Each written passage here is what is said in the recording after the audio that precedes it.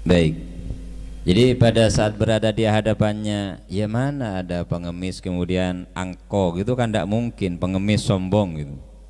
Ya tidak dikasih, gitu ya. Artinya perilaku kalau doanya Al Imam Ali As-Sajjad. Jadi suatu saat Imam Ali As-Sajjad itu berdoa di dekatnya di depannya Hajar Aswad. Jadi beliau berdoa pada saat itu, di kitab Qasasul Auliya itu dijelaskan bahwa wahai, aku datang dengan segala kefakiranmu dan aku adalah yang miskin pada fana dalam dirimu. Aku adalah yang fakir pada fana dalam dirimu, dan aku adalah yang senantiasa butuh fana dalam dirimu, wahai Allah.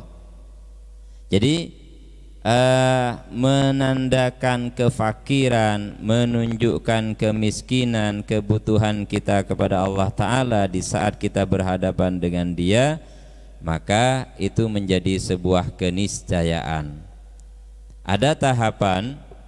Jadi kalau di saat kita berdoa kita merasa hina, pada saat kita berdoa kita merasa rendah di hadapan Allah Subhanahu wa taala, itu menjadi sebuah keharusan seperti itu. Jadi sebuah keharusan pada diri kita untuk merasa rendah di hadapan Allah Ta'ala. Artinya kalau kita berlatih tidak sombong, tidak angkuh, tidak takabur di hadapan Allah, maka nanti kita akan bisa berlatih untuk tidak sombong, tidak takabur di hadapannya makhluk. Jadi ketika di hadapan Allah Ta'ala kita tidak merasa angkuh, tidak merasa sombong, maka bagaimana mungkin kita bisa merasa sombong, merasa lebih baik, merasa lebih pintar, merasa lebih rajin di hadapan hamba-hamba Allah Ta'ala yang mereka juga ciptaan Allah sama dengan kita. Sampai yang di atasnya ini bagaimana ketika kita bersama dengan makhluk Allah yang lain yang namanya manusia, ketika dia berbuat jelek kepada kita, kalau yang kita lihat adalah person dia, sosok dia secara personal, maka mungkin kita tidak terima. Tapi jika yang kita lihat itu adalah Allah, bahwa si A mencaci maki saya itu Allah yang gerakkan, si B menghujat saya itu Allah yang gerakkan, maka kita kemudian diam dan tidak mau membalasnya karena kita tahu bahwa itu Allah yang mengendalikan, maka itu artinya kita telah mencapai derajat ihsan. Jadi ihsan itu kita melihat segala sesuatu itu adalah perbuatan Allah Ta'ala, bukan perbuatan makhluk. Jadi makhluk itu tidak memiliki hak apa-apa untuk berbuat. Kalimat ini pun bahwa si A mengatakan demikian itu juga atas izin Allah Ta'ala, atas kehendak Allah Ta'ala.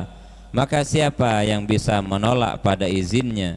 Siapa yang bisa menolak pada kehendaknya? Tidak seorang pun.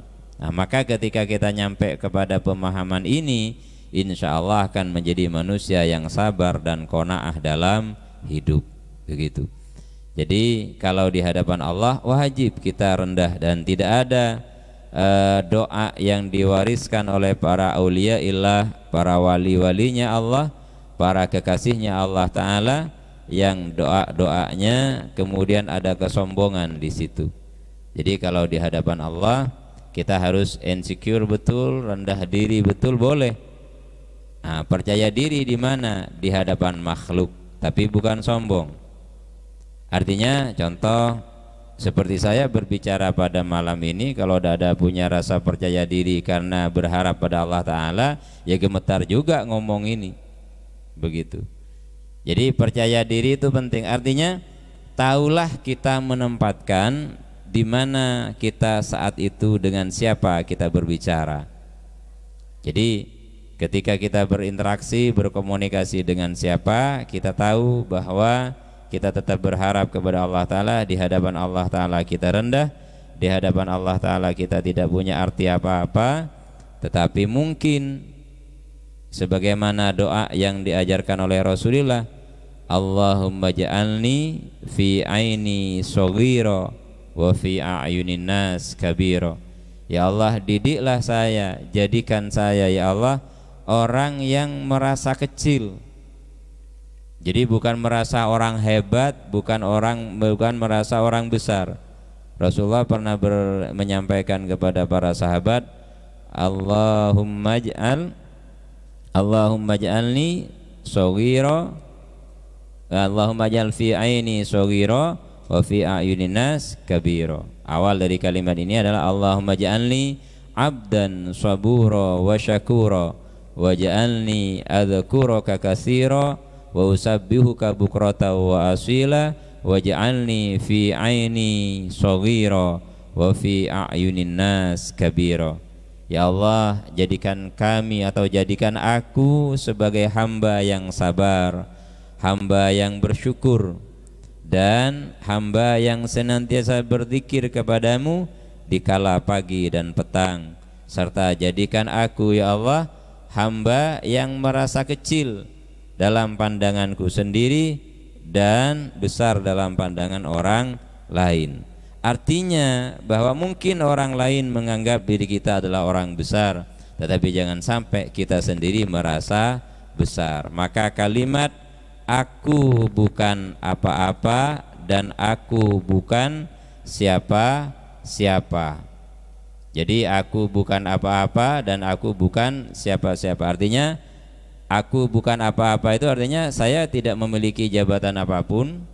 Kalau misalkan kebetulan memiliki jabatan atau status sosial, tetap di hadapan Allah Ta'ala itu bukan apa-apa. Dan kita bukan siapa-siapa juga, artinya secara personal demikian. Maka percaya diri itu butuh, tetapi akan lebih butuh untuk rendah diri di hadapan Allah Ta'ala, seperti itu.